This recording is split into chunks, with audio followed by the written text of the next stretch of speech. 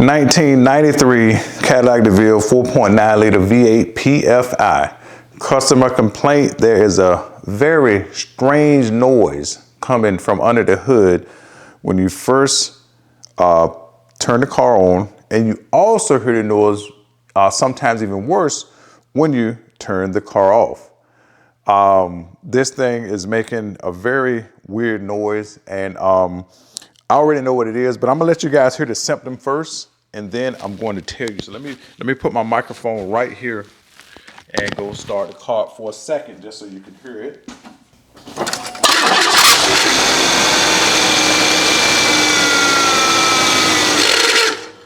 All right, I am absolutely for sure that you heard that noise.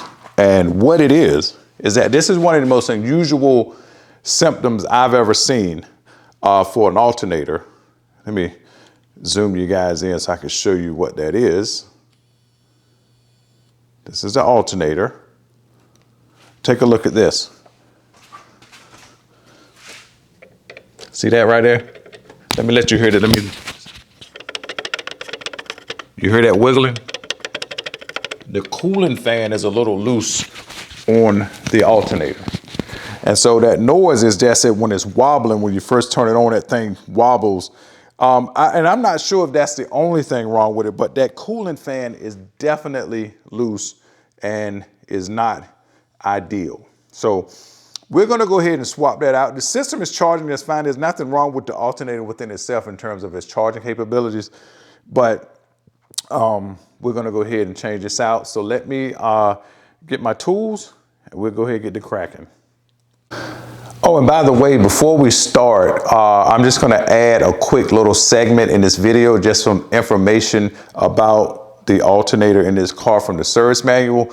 It really doesn't have necessarily anything to do with us swapping out this alternator, because we already know what the problem is, but hey, maybe somebody is looking for some information, having some symptoms other than mine, and this information might give them some answers and help them with their diagnosis.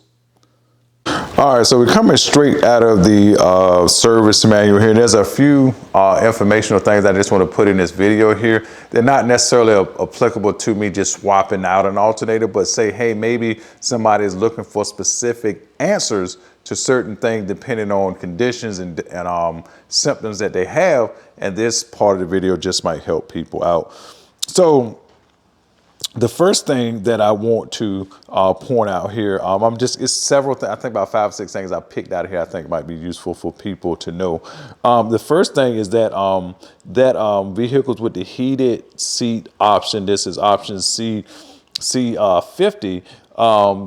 there's a 3-phase insulated terminals next to the output terminal that make 3-phase AC power directly available to the heated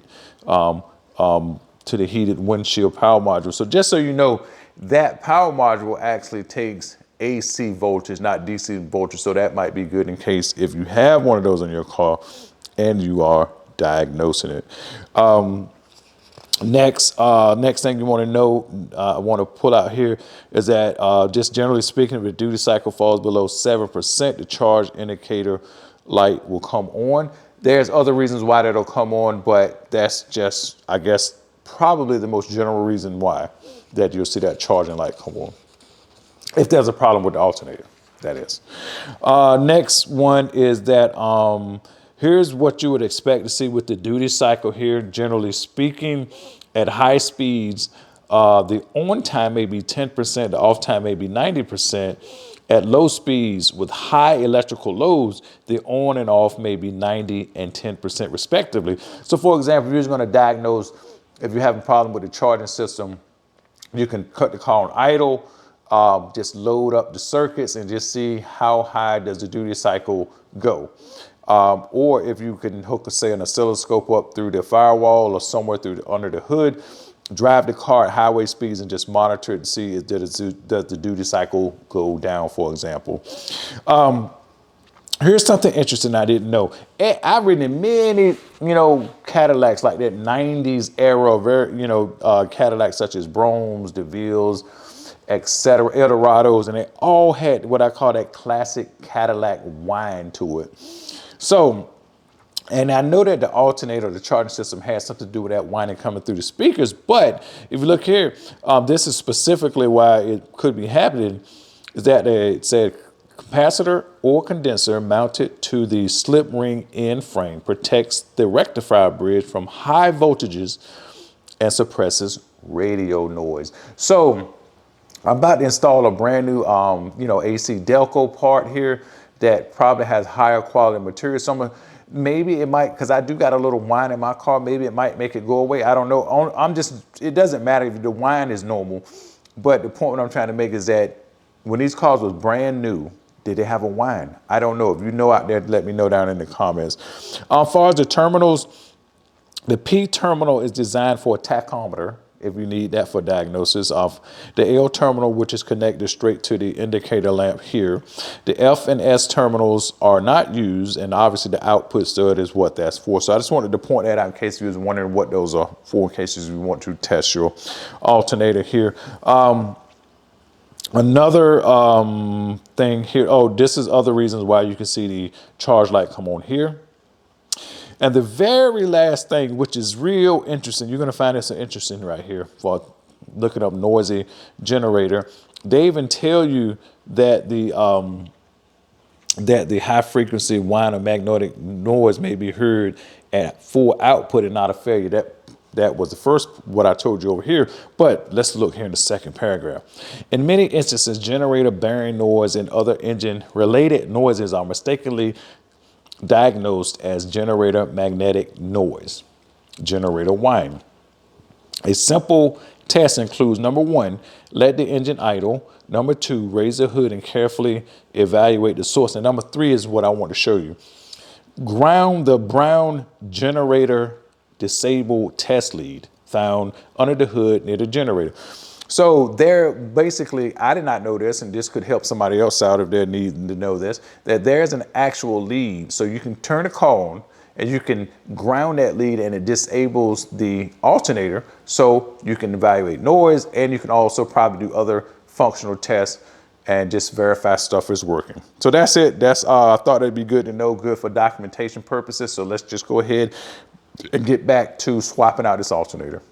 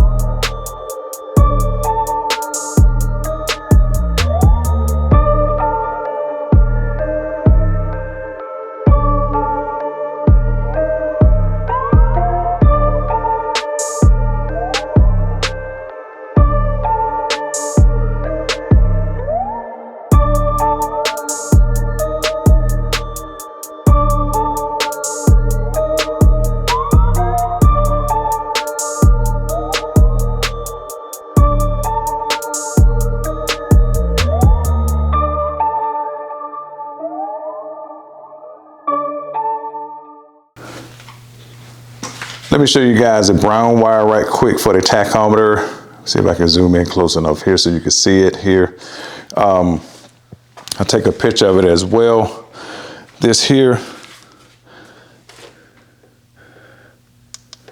this little green thing, this is a classic thing if you don't notice about older cars, where you can connect tachometers and other things to dwell meters and things like that. So this here is the tachometer, and also what the grounding disabler is as well, because this is the brown wire. So that's it. So let's go ahead and do this in the reverse order.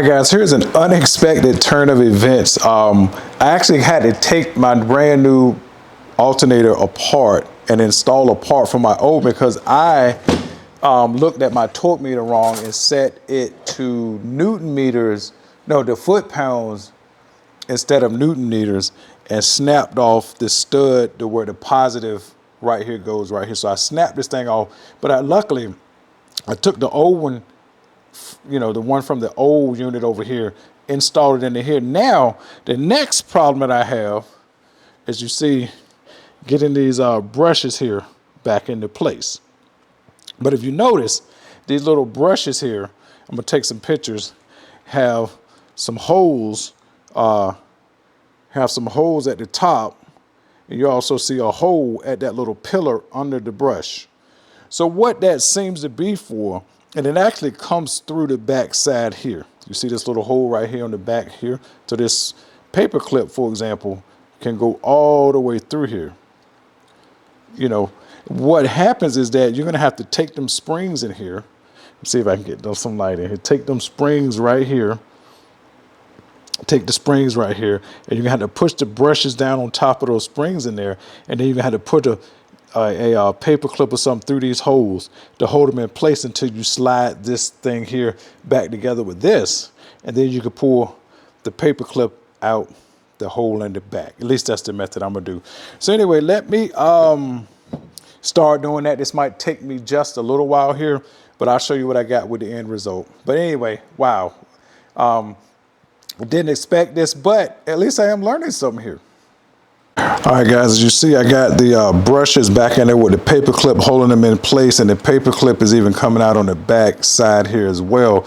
So I'm gonna actually slide, I'm gonna pull the paper clip out far enough so I can actually slide this back into place, so then I can pull out sort of this grenade pin. Then I'll figure out which orientation this right here goes into. All right, guys, let me go here. I got everything back where it should be. Go ahead and run this down. Oh, run it down slow.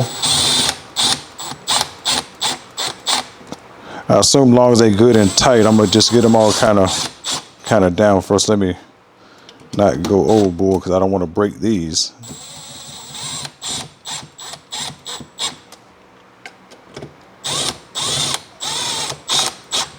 Okay, go ahead and hit them a little bit until it just snap a little bit.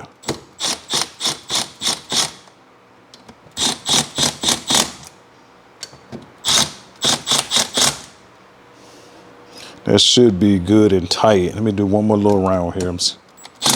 Okay, good, good, good. All right, good. So now everything is good. Now we got the moment of truth here. Here's a grenade pin. We'll go ahead and pull that out.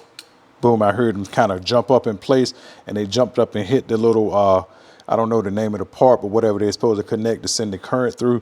So let's go ahead and put this thing back in the car yet again.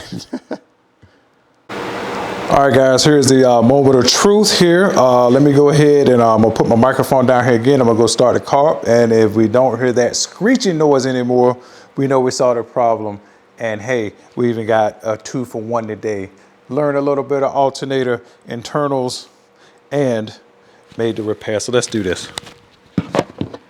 Up in all my haste, you know how it is. I forgot to connect the negative battery terminal here. So let's see what we got. Let's do that real quick. And we'll keep.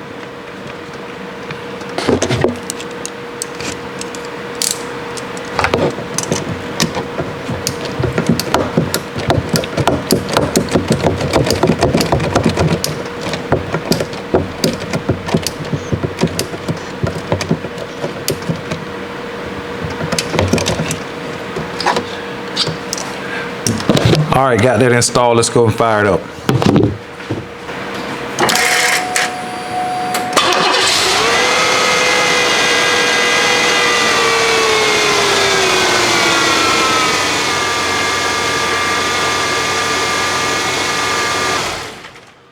All right, guys, so there you have it. The screech is gone. I successfully repaired my alternator, and wow, what an amazing morning that was only going to take me 1 hour ended up taking me 2.5 hours. But hey, this is what you got to do, especially if you're a DIYer. Hey, if you're in the shop, you might run into something like this. It might not have never done it before, and it can really slow you up. So anyway, don't tighten up that positive stud too tight. Do like I did. I put it on, I've accidentally put the Newton meters into my foot pound and snap the damn thing off. So there you have it. Anyway, guys, that's the fix for a 1993 alternator replacement. And I hope to see you guys in the next one. You guys take care, and I'll see you in the next one. Bye.